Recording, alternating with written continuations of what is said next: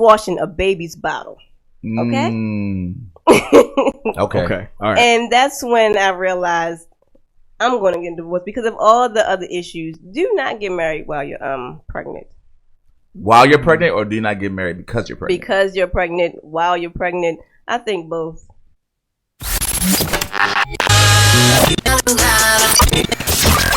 You're now listening to The Real. Man, I appreciate them dudes for talking about The Raw. Wait, they were talking about The Relatable. That's exactly what I've been going through. The Relentlessly Real Podcast.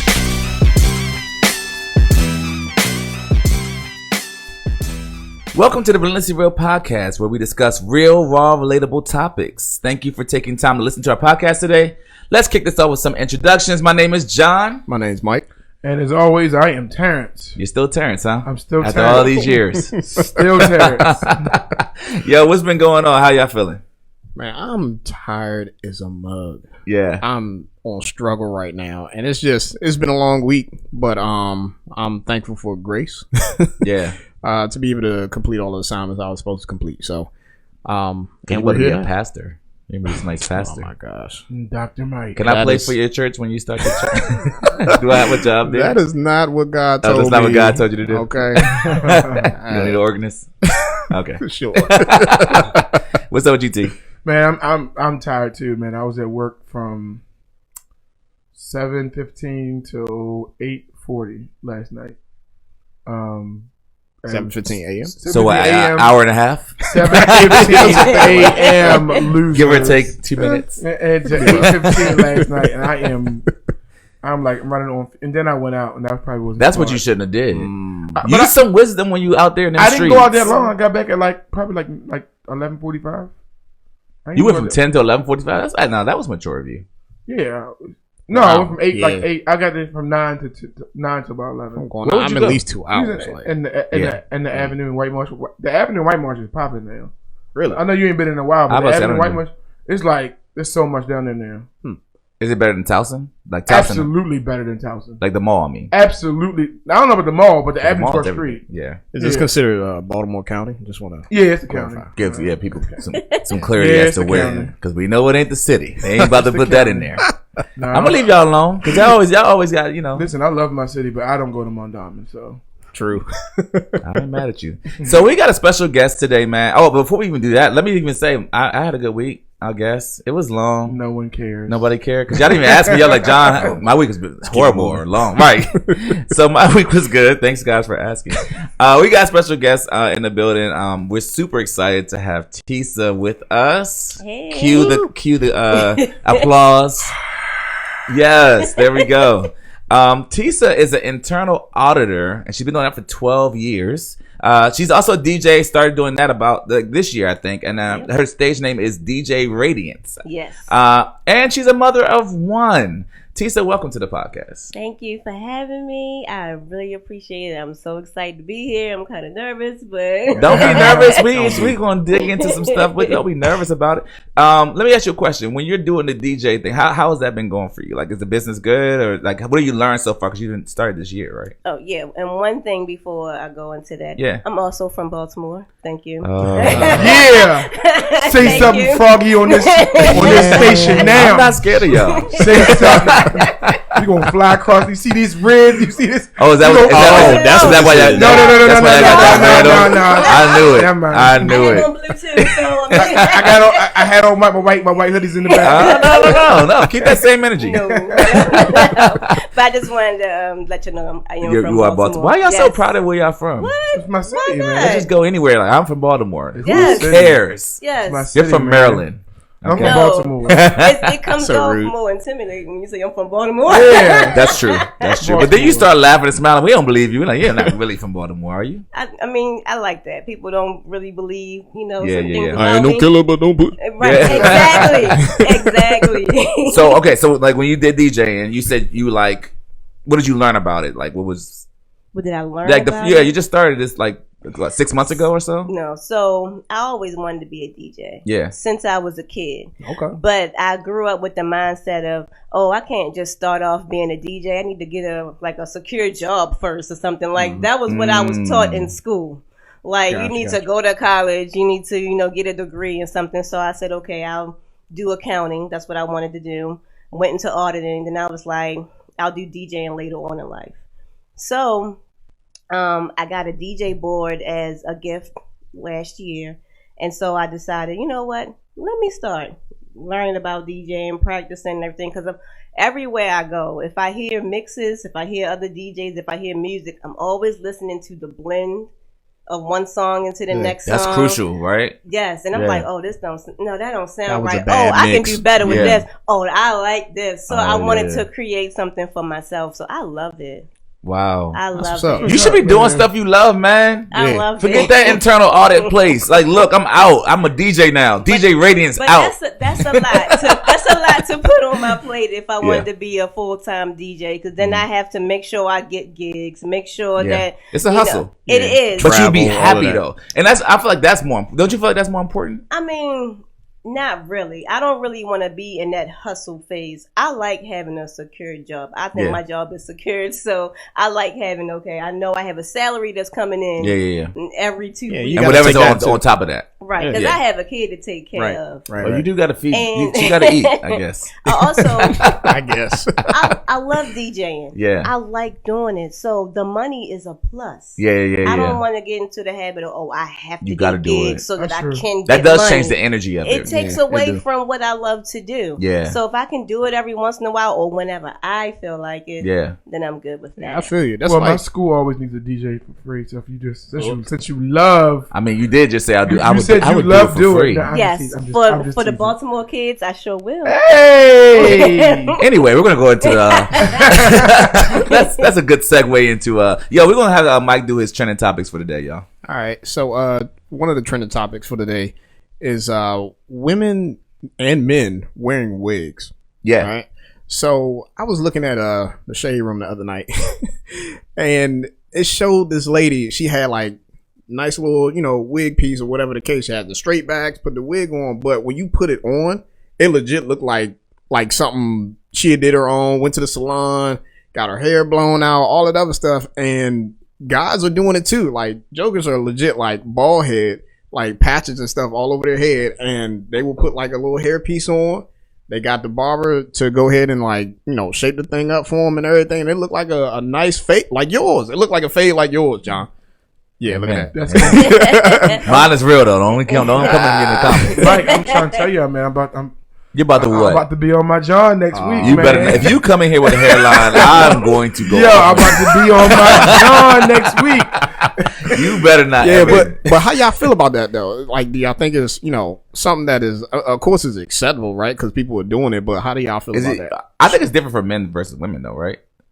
Is it? If a man puts a wig on, you're just a liar. But women, I feel like it's socially acceptable. I agree. Liar. I agree with John. I feel like it, right? Because you know you what? You are a liar. We don't expect a man to have hair pieces in his head, like, fake high top fades. Yeah. We're not expecting that. So when I see you, I'm looking at you like, okay, that's your hair. That's what you have on your head. When a man sees a woman, he knows it could be a wig. It could be fake hair. But that's based off of culture, right? So like that goes into that whole gender roles or whatever the case, what men are supposed to do, what women are supposed to do type thing. Why can't it all just be a lie? Because technically, it's all a lie at the end of the day. I ain't expect to rub through a woman's hair. Man, if I rub through her hair and that thing come off in my hand, or I'm rubbing, I'm running Michael Jackson zippers in the top of her skull. What is this? Right. There's so many women that are wearing wigs that have waist fronts. They have extensions. Like have always done this. So men always had in their mind, is this real or not? I don't know. I guess we'll find out later. But I would never ask a man, is your hair real? But see, here's the issue though. we can't ask women if their hair is real. Right. Yes, you can. Nah. Nah. You say that? You say that, but you really can't, like, yo, is that all you? You can't say that. Maybe to a certain extent, like within a relationship, it'd be like, all right, we've gotten pretty close. I don't want, but Mike, after 6 months, I don't want you to be like, yeah, this ain't me. What? You've lied. Now you've lied to me. You are a liar.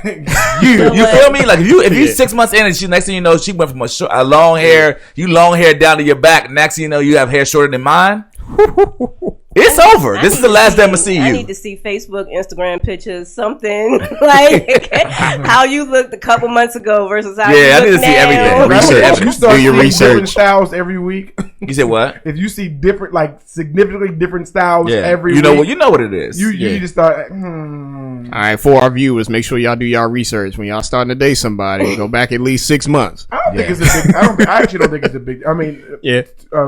My wife Tanisha, she doesn't wear wigs, but it's not a big deal though. Like, I'm not into it. I'm not. It's so weird to me. But for me, for this is my opinion. I've always been like this.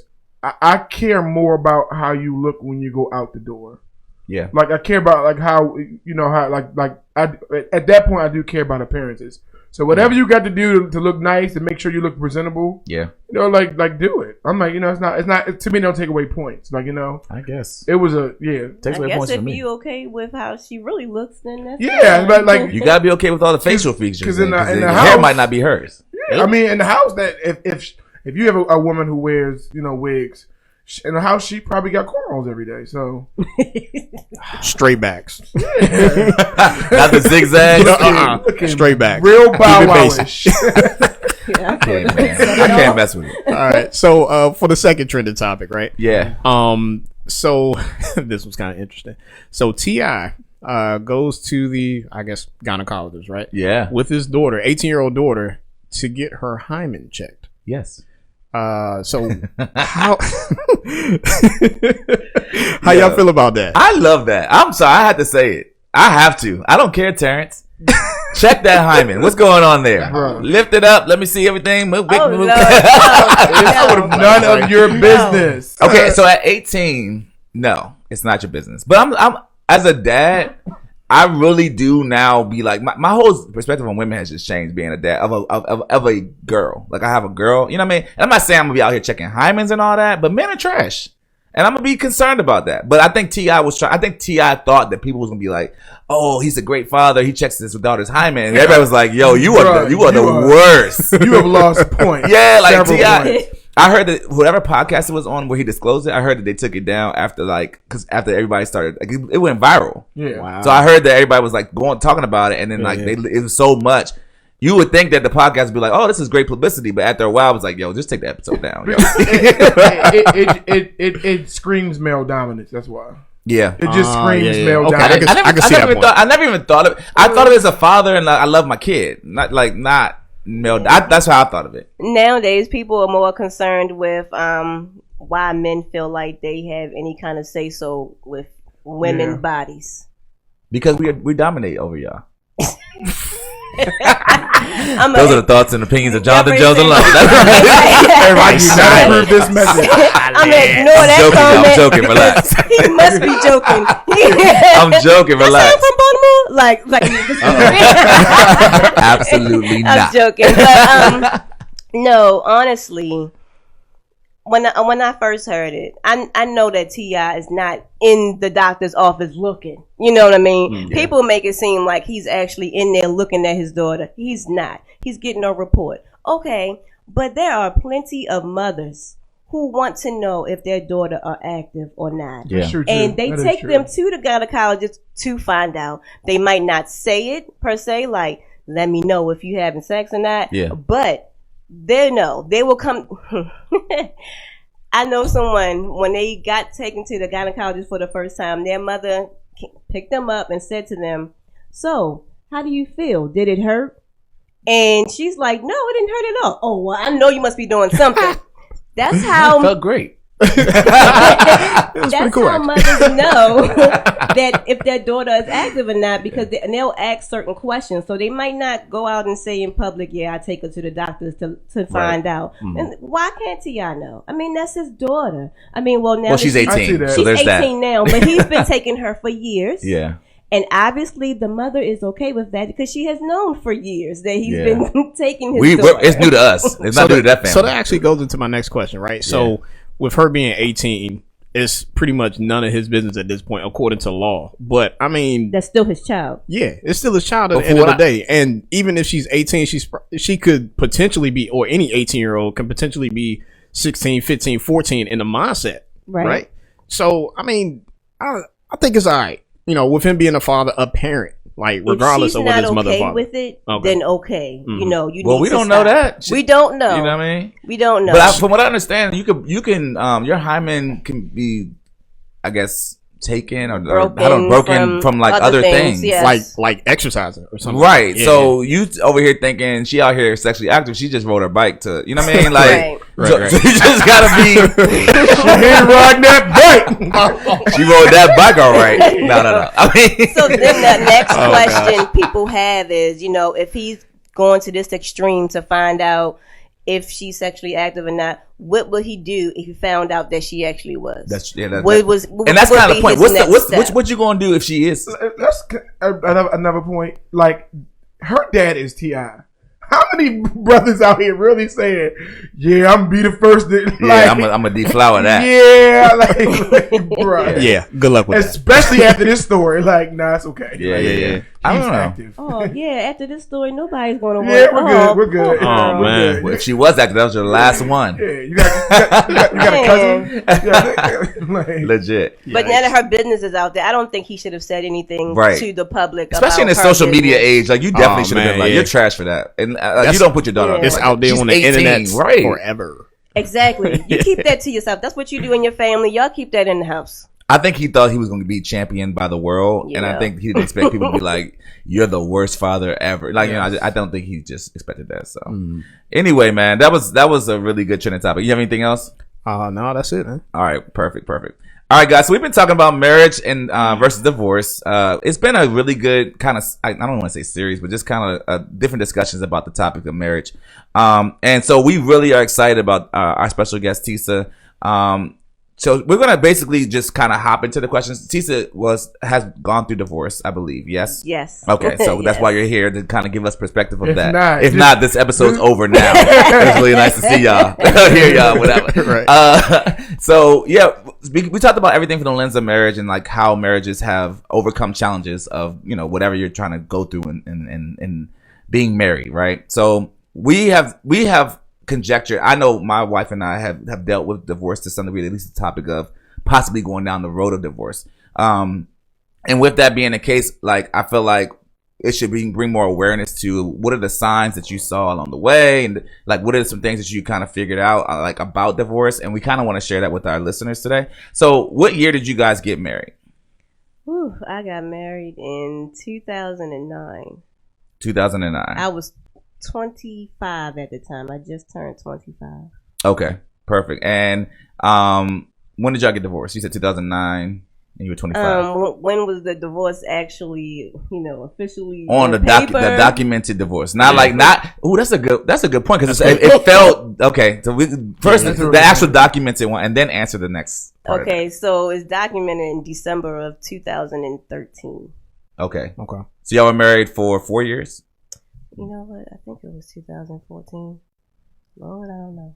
Yes, it was 4 years. 2013? 13. Okay, 2013. And you mentioned like, when did you start feeling like it was more headed towards the decline? Like, how long were y'all? Like, was it 5 minutes in? Was it a year in? Was it like? When I first felt that I was headed for a divorce was within my first month of marriage. Within the first month? Wow. Within the first month, I sat in a chair at the sink washing dishes, and I was like, I'm gonna get a divorce. Yeah, this ain't it. I'm gonna head out. I'm sorry. I am dying right now. You said, this might not. I'm gonna go ahead and leave. I'm gonna get a divorce. As you were washing the dishes, what dish were you washing to let you know? I know exactly. Like, I know exactly which dish it was. It was actually, I'm gonna give y'all a little backstory. Okay. I got married when I was 8 months pregnant. Okay. So I was washing a baby's bottle. Okay. Okay. All right. And that's when I realized I'm going to get divorced because of all the other issues. Do not get married while you're pregnant. While you're pregnant, or do you not get married because you're pregnant? Because you're pregnant, while you're pregnant. I think both. Why you say wow? I say wow because there are a lot of things going on inside of pregnant women.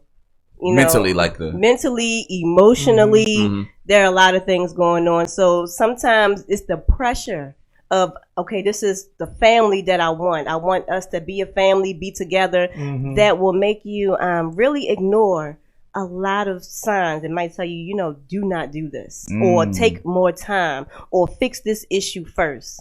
Because you're so focused on, I have this family that I'm trying to keep together. Because we need to be living right in the eyes of society, not just God, but just even the people in your environment. Yeah, that's interesting.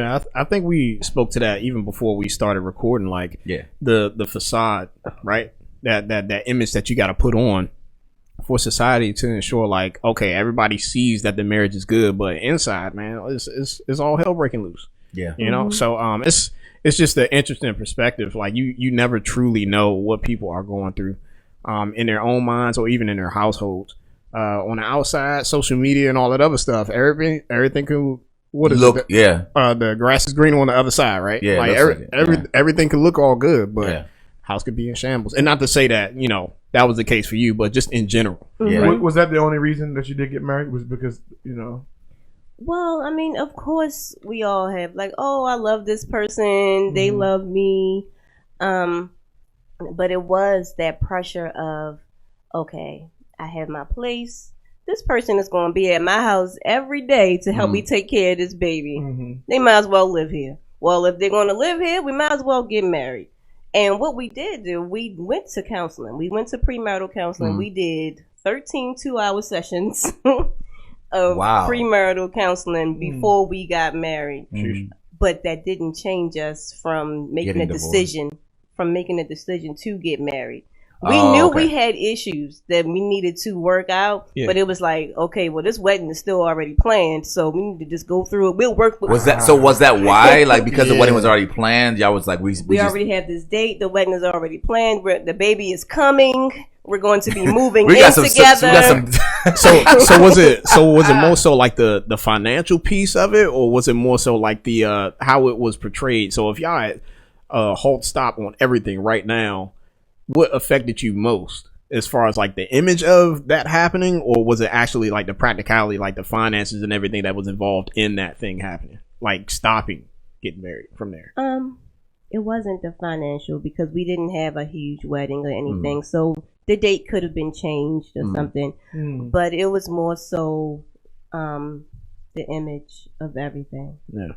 Speak to that. Like, what when you speak to like society being accepting, was it more like a church religious society type thing? Or is it like literally, because I feel like society now don't really care whether you get married or not. No, they don't. My mother was actually happy when I told her that I was pregnant. I was scared to tell her because I didn't know what she would say, because I was not married yet. But when I had told her, she was like, oh, I wanted a grandbaby. You know, I was just telling my coworker. I was like, oh, okay, good. Sigh of relief, yeah. Is your dad in the picture, or? My dad is in the picture, but he doesn't really have any kind of say so over anything in my life. So did he react to it though? He didn't go take you to get your hymen checked. Yeah. That's dead. You know, I really don't even remember, because it's sad to say, I really don't look for his opinion on things because of the dynamic of our relationship. He became more active in my life. Like, he was active in my life at a very young age, and then my mother and him split when I was 8. Okay. So then he became active again when I was in college. So by this time, I'm already an adult. Yeah. And it's like, you know, I don't need no say so from you or anything. So I tell him, you know, what's going on. But I don't really ask him for his opinion. If he give it, he give it. I respect it. Sure. But I'm not like, you know, putting a whole lot of weight on it. Does that factor? Because I think it would for me. But I'm just curious for you. because of course I've never been divorced. Does that factor weigh in on you wanting to divorce or not divorce because you know your mom and your dad split and now you're like I'm married and I got this baby, so now I don't want to split, you know, and repeat this. What they say is a cycle, like, you know. You know what? I kind of just gave into the cycle because my mother got married when she was 6 months pregnant. She ended up getting a divorce, and I was just like, well, I'm gonna end up getting a divorce too. Like, I just kind of, you know what? That's what happened. She got married again later on in life, and I was like, okay, there's still hope for me. Later on in life, I might get married again. So that did to some degree affect the decision. Yeah, it wasn't like I just absolutely cannot get a divorce because, you know, people just don't do that. No, it's kind of like, my mother did it. She turned out fine. She's already. Why were you scared to tell your mom if she had a baby early, just like similar? Oh, okay. Because I was 24 and I was trying to live the best Christian life that I could live. Yeah. I feel like I'm doing everything right and everything. I'm like, okay, I graduated from college. I got my own place. I'm doing well. I'll get married first before I have a kid, even though I was still, you know, fornicating here and there. Nobody can see that, you know. They only see it when you get pregnant. That's actually facts, though. We don't really know until then. Right, unless people know you and you talking about it. I mean, yeah. But also we're all in the, you know, part of the same. We all joined the same Christian organization. That weighed a lot. At this time, we were doing elections. I had just ran to be the director of ministry for my chapter. Okay. And I actually was elected. I actually won. Yeah. Found out 2 weeks later I was pregnant. Did you keep going with the position? No. No. I had to tell the chapter. Well, they would have found out. Right. I had to tell the chapter. Right. But I felt bad because it was like, okay, I just deaned a line. Like, I literally just finished deaning a line. Yeah. And now I'm pregnant. So I felt horrible. I felt horrible because I'm like, okay, I'm trying to teach other young women certain things. I'm trying to be an example. I'm trying to live this life. I just ran to be director of ministry, and then I end up pregnant. People gonna look at me like, oh, that's a hypocrite. That's real. Yeah. What were your thoughts about marriage before you got married? Like, what did you think it was gonna be like? Picket fence, like, you know, what long walks? Oh my goodness, I had the wrong idea since I was younger. I just thought, you know what? If you love each other, everything will work out. If you love each other, everything will be fine. Because if you love each other, you would do certain things. If you love each other, you wouldn't do certain things. So just love, and since the love is there, everything is going to turn out. And I actually thought that everyone had common sense, and common sense in my head was my sense. Everybody thought like me. And that was going to be my next question. Like the blanket statement of, hey, if you just love each other, like, what does that even look like? Like, what is love? What's the example of love that you like? What are you holding? Yeah, and everybody doesn't see that the same. Right. Yeah. Right? So, because love is a very, like, I love pizza, I love wings, I love my wife. It's like we have the same word for different things, like that. They have different weights. They weigh differently. You know what I mean? So I feel like that's a good point. Like, so you feel like you love. So you felt like you love him and he loves you. But what is your now understanding of marriage, considering that wasn't enough? I guess it takes way more than love. Like what? Give us some examples of what you think now. If you want to be married, you really have to figure out what type of life that you want to live. And when I say that, it's like, okay, I know that I want to live in the house and go on vacations and, you know, do certain things. And you need finances to do so. Yeah. So I need to marry someone who has those finances. No digger like no. I'm just joking. sugar daddy. Right. 50 and up. Going in the same. It's like going in the same direction. Yes, to help me out. I mean, because I can love you, but if you really don't have the finances, if the lights aren't on, you know, it's like at the end of the day, what are we doing? I'm not okay because I'm not living the life that I really want to live. I'm not enjoying vacations. I'm not living in a place that I want to live. I'm struggling, and that affects the love because now I'm looking at you like. Do I really love you that much to sit here with you? So wait, take us back. You mentioned you were washing a baby bottle, right? Yes. All right, this is a month in. Yes. And you knew you wanted the divorce a month in. I knew that I was headed for a divorce a month in when I was sitting there washing those baby bottles because Give us a little bit understand like what do you mean? And I think it was because I was the one washing the baby bottles. I knew this was not going to work. Get over here. He on the couch and I'm over here washing these bottles. Exactly. Were you able to look over at him and was like, no, yeah, that's it. Yeah. The house wasn't an open concept at the time, so everything was kind of broken off. So he was in the other room around the corner. Yeah. So was it? You felt like he wasn't the helpmate that you wanted, like right? And when I think about it now, it's Teasa. Did you even ask him to help you to wash those baby bottles? Yeah. Did you tell him that you wanted to do these things together, or maybe we'll alternate or something? Did you say it enough, or did you automatically assume in your mind that this person knows that I'm in here? They need to help me. And that happens all the time. It's like, go ahead. Yeah, that's really good because any type of relationship, right? Whether it's marriage, whether it's friends, whatever the case. Yeah. One person can be offended about something and be in their feelings because of lack of expectations being met. Yes. Right. So if the expectations aren't clarified, then how can you expect them to know? Right. So it comes with a line of communication. I think I mentioned this in other episodes that we did before. Like communication is so key, man, because I can't expect my wife to be like a mind reader per se. Like after a while, you start to learn certain things, but that type of stuff takes time. So in order to build to that point, I gotta communicate. But we do that though. Like when I say we do that, I mean like we have we're sitting there like, man, I know she gotta see me out here doing X, Y, and or Z. Yeah. Like it made me think about the other podcast that we did, and Terrence was talking about how when he about to be home, and Tanisha be like, "Can you go do da da da da da da?" And she's like, I'm about to be home. Like, and it's just that whole expectation of like what I went through today. Like you know my schedule, you know what I got to do, and then you gonna ask me on top of that like we have that like in our minds, and I think like you said like you didn't communicate that to him. Would that have changed the trajectory of your marriage? You think? I don't know. I don't think so. Okay. I mean, we had so many issues. Like, can you give some examples?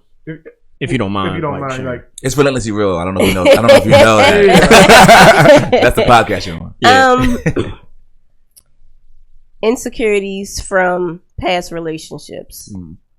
On whose side? Yours or his? I mean, of course. Both. I mean, okay. I don't think that I had insecurities from my past relationships, but because usually if I break up with somebody or they break up with me, if something happens, then I take the time to myself to really try to heal before hopping into the next relationship. That's important. Yeah. But not everybody does that. And we were both young. He was a year younger than me as well. So he had some insecurities from his past relationships. And so that it was kind of sprung on me as well. Got you. How did those insecurities like manifest? Like what did he do? Like what would he do to allow you to know that he had those insecurities? So male friends of mine, yeah. It's like, okay, I don't want you to be friends with so and so anymore. John, I couldn't talk to you. You couldn't talk to me. Oh no! Wow! When you said Relentlessly Real, I didn't know he was about to be like me. You asked for it, really? John, I could not talk to you. Like, I think y'all met each other at an A&Q event, and y'all shook hands, and you said something about, you better take care of her, and he took it as, oh, I'm sure.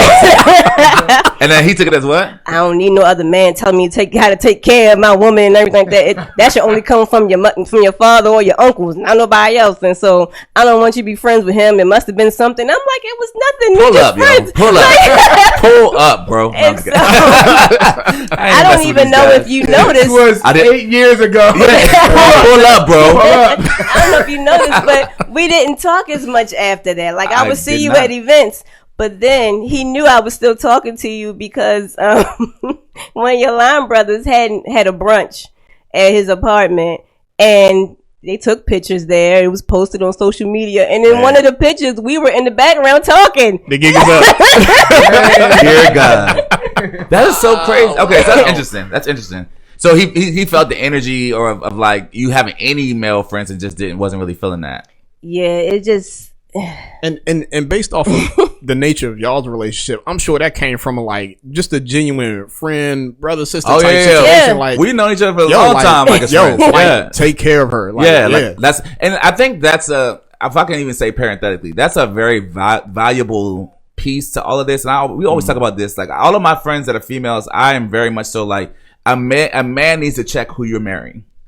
Another man needs to be able to say, I vouch for who this guy is, and he should marry you because of his character. And I feel like any man that's, in my opinion, any man that's respectable would want that for themselves. Like they would want, like, yo, tell me I'm trash if I'm trash, or tell me that I should, you know what I mean? Like signing off on whoever, you know what I mean? Like that should not be, in my opinion alone, it should not be something like, oh, he should be da-da-da-da-da. He shouldn't be, it should be something like, oh, he cares about you because he values you as I do. Like I ain't trying to hit, be that's something to look for. It's just something you should want, in a relationship. So, but I think in general, like women, this is still my opinion. Okay, women should allow men to check who they're gonna marry. Like I think it's something that like we see things in men that women just don't see, and because of the infatuation and because of you love them, like that blanket statement, I love them. You can't see certain things that I feel like men can see when they're talking to men. And just like a woman has intuition like with another woman. Y'all know things that, and y'all be able to disclose things to us. I'm like, my wife would be like, she likes you. I'm like, babe, you have no idea. No, she likes you.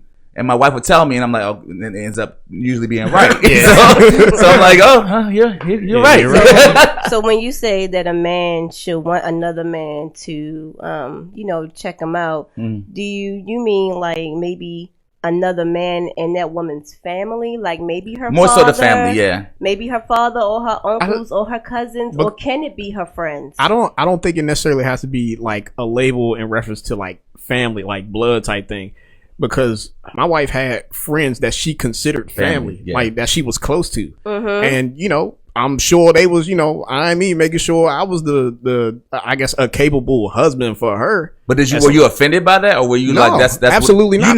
You know what time it is. A lot of men are offended by that, and the reason that's why, pride, though. And the reason why is because then now they're thinking, well, your friend likes you, or he waiting in the background, or Is there ever an instance where we're just like, I don't like her as like that's just my friend? Is there ever that instance? It's platonic. I see both sides of that coin. I hate to be the devil's advocate.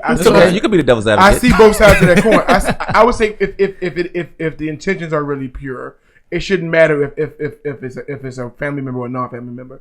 But there are. I'm sorry, ladies. You be stupid if you want. A lot of these dudes are just waiting. Like, they are literally waiting for him to mess up. I'm not saying it doesn't exist. I'm saying, though. I'm saying it exists more, and this is my opinion, it exists more than women think. Oh, he's just my friend. He's just my friend. Nah. The dude in the background. That you give that dude one shot. He's not your friend if he's not going to lay you down. Lay you down? In other words, if he turns you down, if you offer your body to him and he turns you down, he's your friend. That's my opinion. That's the only way we're friends? That's how I see it. We can't just be friends.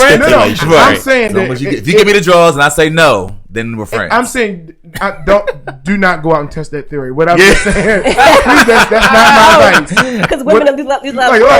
There could be a whole bunch of baby influxes because of Terrence. Divorce rate sky. Thank you, Terrence. Babies everywhere. I'm just saying I mean, I'll say that for another podcast. I do have strong beliefs about male and female like friendships. That's just my opinion. But what I'm saying is, if there are pure, then yeah, I agree. It shouldn't matter whether like I've known you two, so like it's purely pure. It makes it all, and so his insecurities is so I'm guessing that he was cheated on before you, and so now which is. I mean, again, we said it before. You drag those things into the relationship, and you drag those things into marriage. And you got to take that time to heal beforehand, like to heal and forgive, like because the next person might not be the same way. They could very well be, but now you got some sort of experience to look out for those type of things or red flags or whatever the case. And maybe that conversation was a red flag for him. Yeah, in his mind. Could have been a trigger. Did he have a lot of male friends? No. That's another not just male friends, but like almost like accountability amongst men. Yeah, I think that's super important. That is very important. And no, he did not have a lot of male friends. And the one friend that he had that he was really close to, that friend kind of strayed away once me and him got closer. And then I didn't see him anymore. He didn't even come to the wedding. Oh wow. Oh dang. He wasn't the best man? No, like we didn't have best men. We didn't have groomsmen and bridesmaids and nothing like that. But no, he wasn't even there, and I didn't even hear from him after that. He'd never seen my child, nothing. Wow.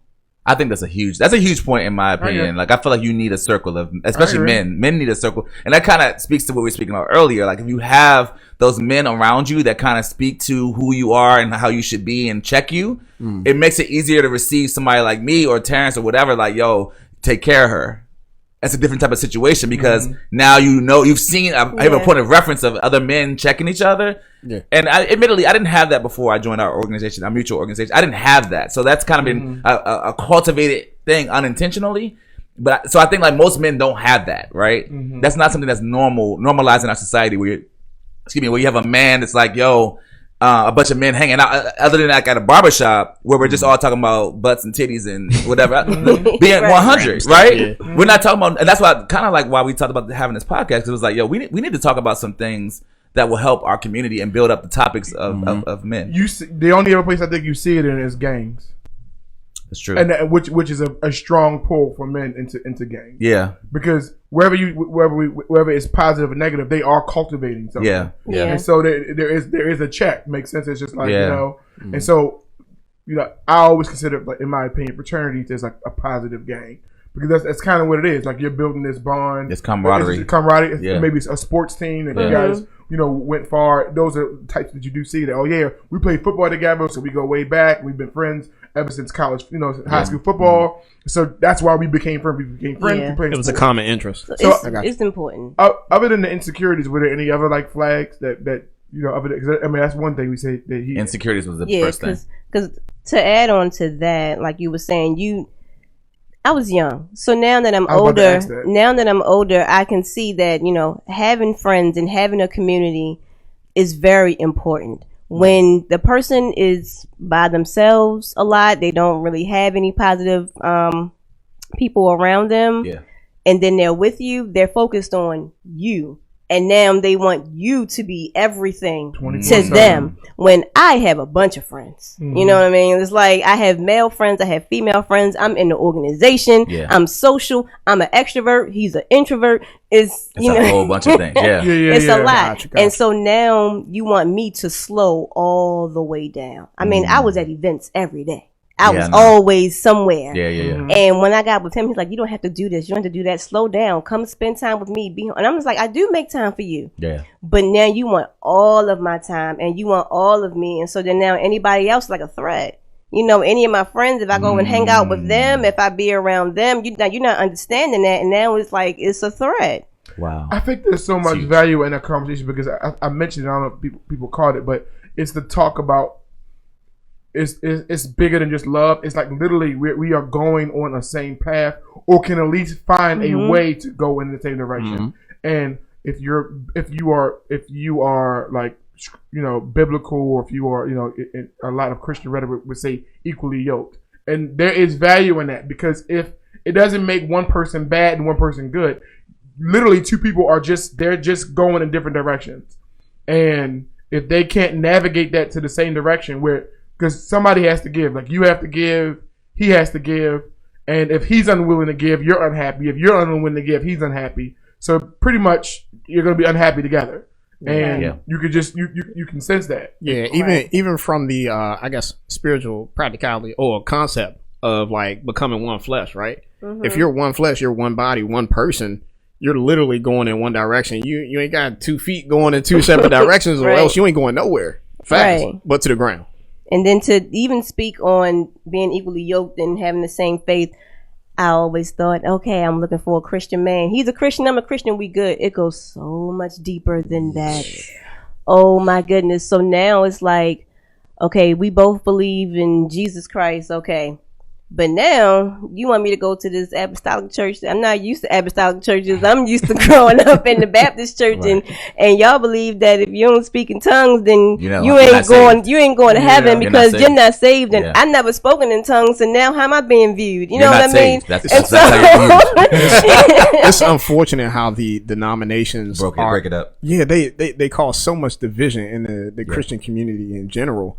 And that's the exact thing that Christ spoke to in the Bible, right? To stray away from the division and bringing everybody together to be of one body. Right. It's unfortunate. Like we have to live in a society that's like that now. So that affected the marriage a lot. Yeah. It's so funny because I used to work at this high school, and on the wall was this quote, and it says, as long as you and I have the same goal, there should never be a falling out because we choose different paths. And it was a quote by Malcolm X, who wasn't a Christian. And it said, the goal of it is, if we're going in the same direction, if the goal is the same, just because we have choose different pathways to get there, we should never have a falling out. Like we should all, and that's how sometimes I view like the Christianity.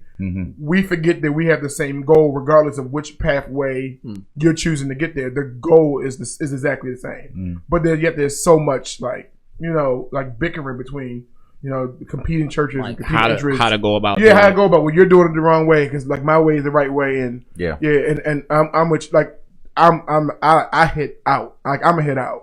As soon as I walk in a relationship, So, I'm out. I'm out. So that was really That's a another big factor thing. in the relationship, That is a because big factor. it came to the point where, okay, what is our understanding of the Bible? What Yeah. is our understanding of the faith that we have? Yeah. Because now you're sitting me down at the table like, okay, I'm supposed to be the head. You got the Bible. I'm the Bible says I'm supposed to be the head. yes, Therefore, I'm the head. You need to be submissive to me, and this, and this. Yeah. And I'm like, what? Like, no. And so Like, I'm not gonna be submissive to nothing. I'm like, well, you act right. Did y'all fight often? Yes.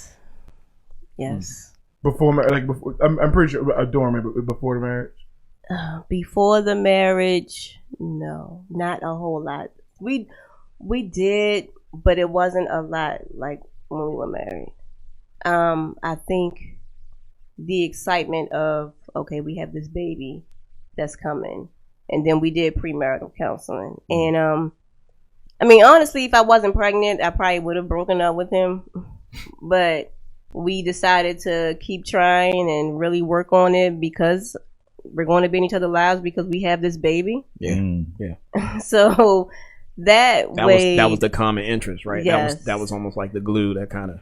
It wasn't a glue. It was the Elmer's glue. Right. Yeah, and so then the premarital counseling, it helped because it really made us realize the differences that we had. Problem is, we didn't work on They those were like, differences. oh, we have all those differences? All right, so we're going to get married on exactly. And we'll work on that stuff later, but we didn't. But see, I think that's the value. I'm sorry, but go ahead. So from the counselor's perspective, right? Yeah. After y'all did marriage counseling, what was his or hers feedback on that? He said that we shouldn't get married.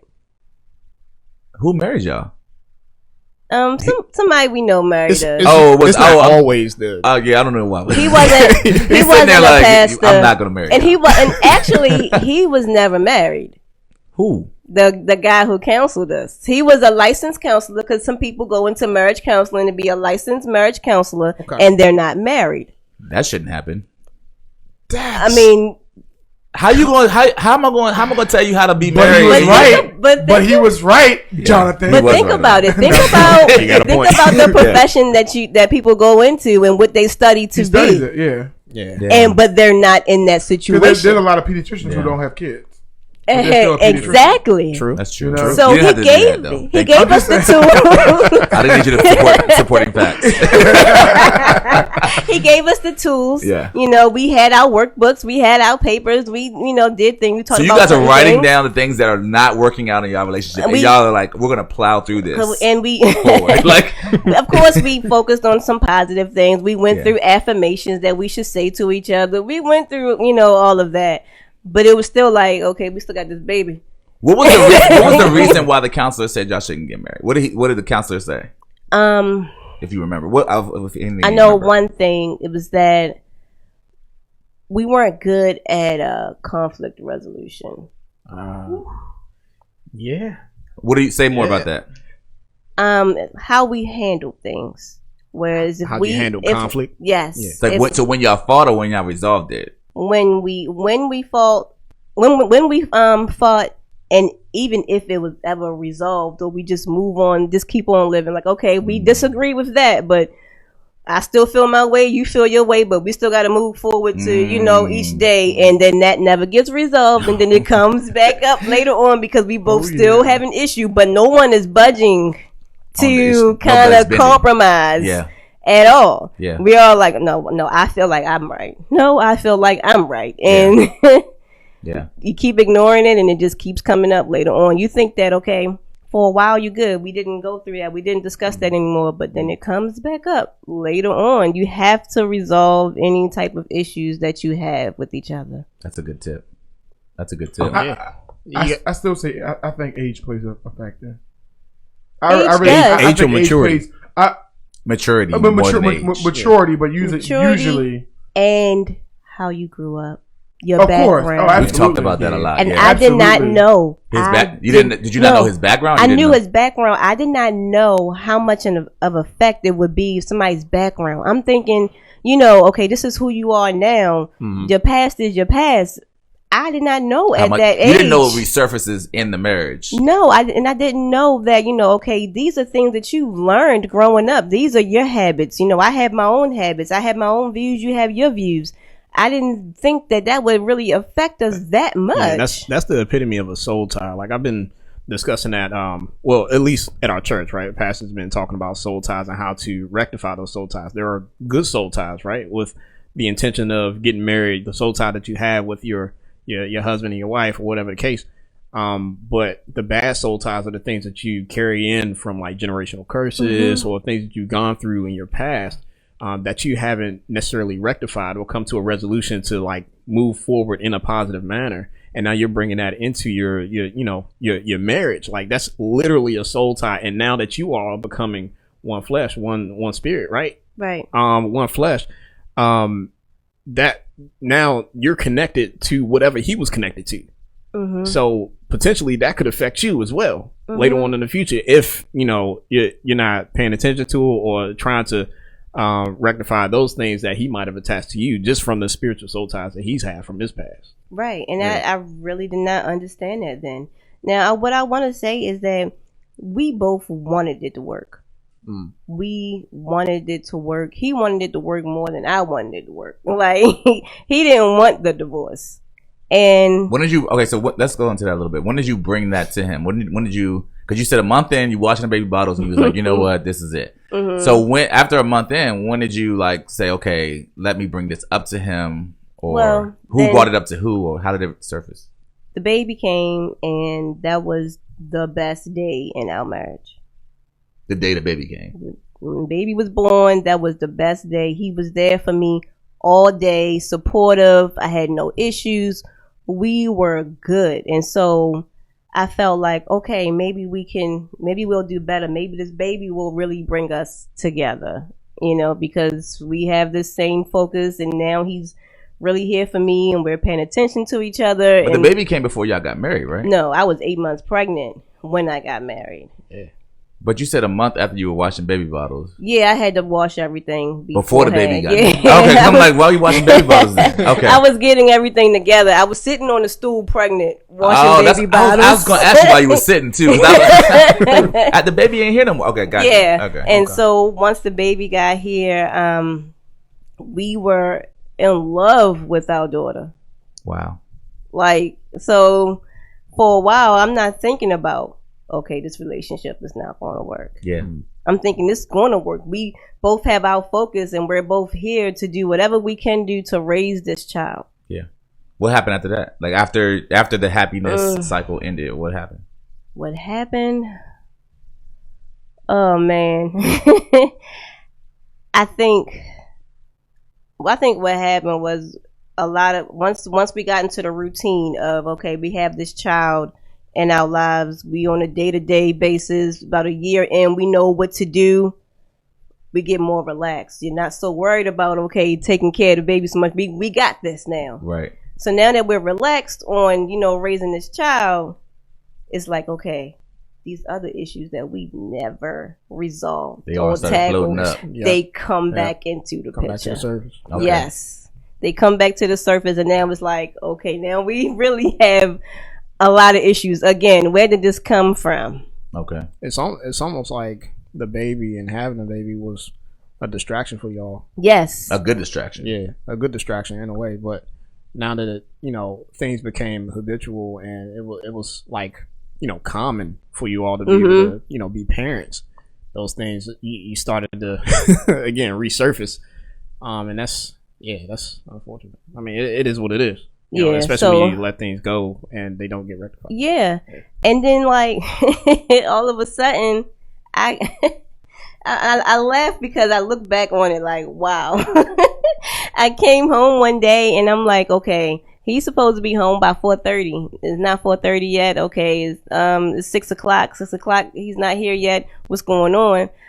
I go on Facebook and he's like, yeah, so I'm I'm attending my first day of class. First day of class. First day of class. He went back to school. You didn't know? No. No, I found out on Facebook. First?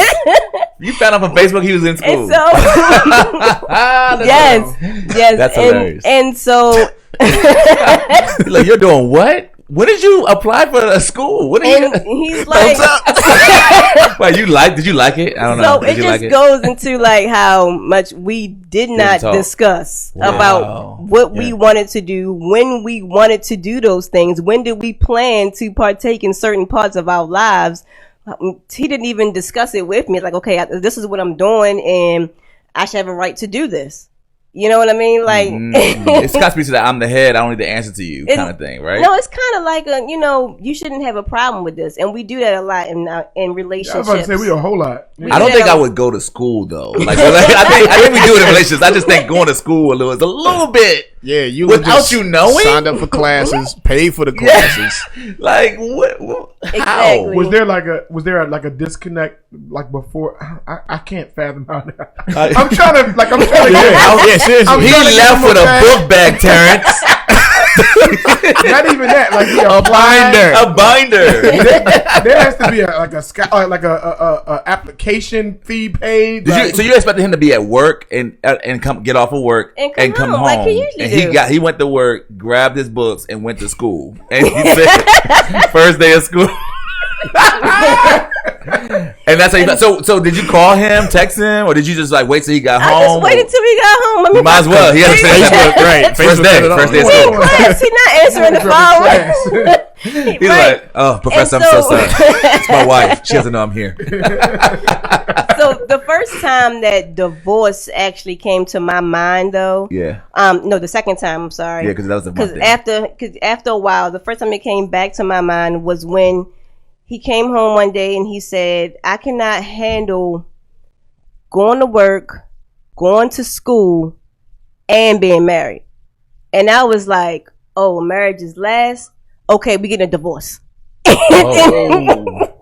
Wow. And I mean, that statement was pretty loaded. Like the fact that he put that last. He put it last. Or even in the mix of things. Yeah. Like, I can't handle going to work, going to school, and being married. Like at the same time. But I think it goes back to how old we were. Yeah. Because he was 24 at that time. 20, yeah. And what we valued in life, what we wanted to do in life, how we may have wanted to advance our life. And, me being married to you, you should be okay with that. You should be okay with what I'm doing. I'm trying to do better for us. This is for you. You know what I'm saying? I'm trying to do better for us. I'm trying to make more money. I'm trying to do this. I don't need to really discuss those things, right? Let me do what I need to do. Right. Right. Was finances a problem for you all? No, because and I think it was more so because of my job. Mm-hmm. I'm the type of person, I don't depend on nobody for anything. So I make sure that whatever we have, I can take care of it myself if you out the picture. Mm-hmm. Gotcha. That's your concept. That's right. Yeah. Okay. Yeah. So, did you ever discuss that with him? Did you ever have that conversation with him? It was like, hey, this is my mindset. This is how I think about these things. And I don't think I did. No, I didn't. So I know it was things that I had in my mind that I didn't discuss with him. I mean, I was just thinking about myself. Like, I'm good. If we break up, I'm fine. Where are you going to go? I got that. This is in my name. I don't know what.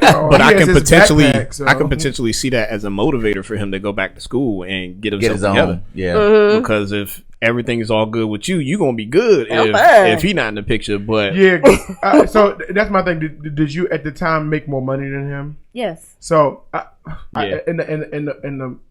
in the male world, like, and it shouldn't be like that, but I feel like it is. You have to be comfortable, and there needs to be conversations about how comfortable. Now, let me not say that because I think it's incorrect too. I want to say it the right way.